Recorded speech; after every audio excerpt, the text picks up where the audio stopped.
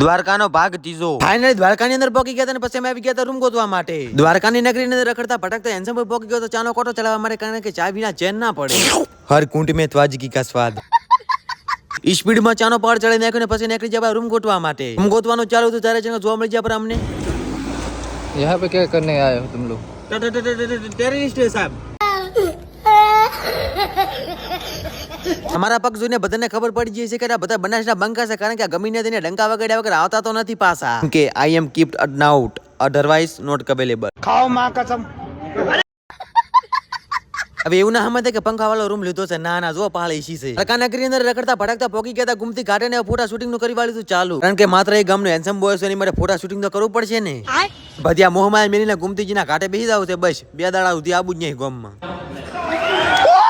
હવે દ્વારકાથી છે ધજા ચડતી અમુક લોકોના સૌભાગ્યમાં હોય છે દર્શન કરવાના, મારા જેવા.